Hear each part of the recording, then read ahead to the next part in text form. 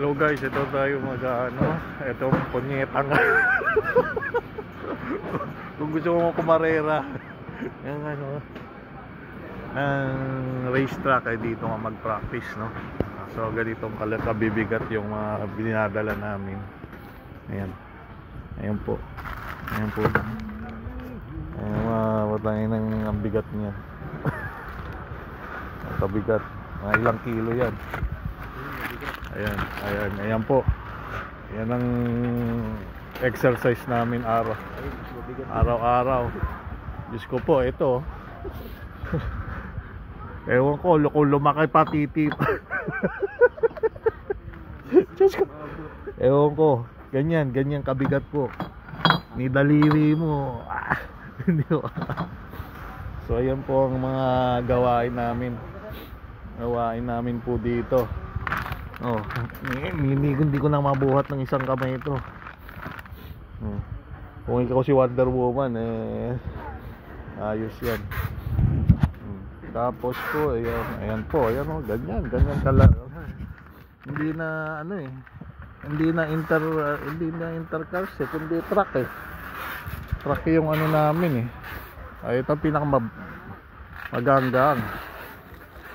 Ayan po. So yung mga yan ang anuhin mo, pag-aaralan mo dito sa trabahong to.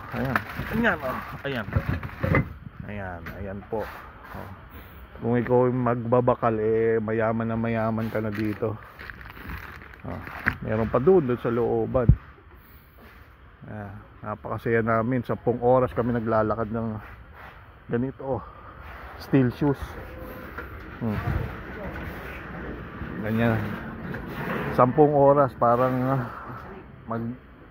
makakarating ka na yata ng Pilipinas sa isang buwan pag nilakad mo to So ayan po kami, sanayan po kami dito. Minsan aabutin pa namin yan. Bawal na bawal pong umakyat ng monkey dito, kundi dapat may ladder ka. Yan po ang gawain po namin dito. At ano pa dapat nyo malaman kami dun bukas, Lidl? Ang dapat nyo malaman dito, dapat maging masaya ka. Araw-araw pilitin siya dito. Yan po ang ginagawa po namin. Araw-araw na pilitin siya.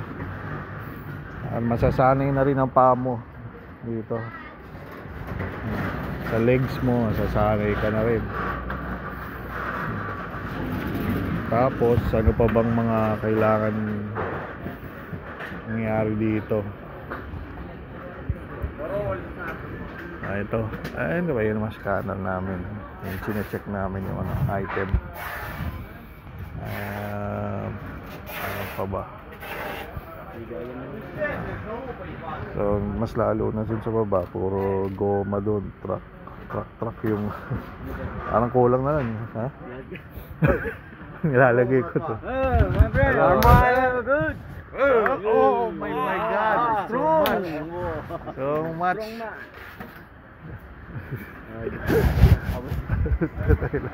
Katingin ko hindi na nararamdaman ng titi nun. Tutangin lang.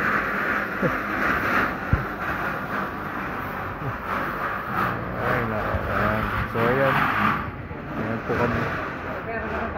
Halo-halo na rin kami dito.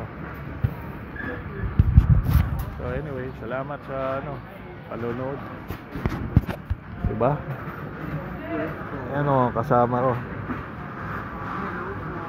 Nagpapaganda dito para sa Miss Universe. Ayos ko lang. Ito po ba na sana?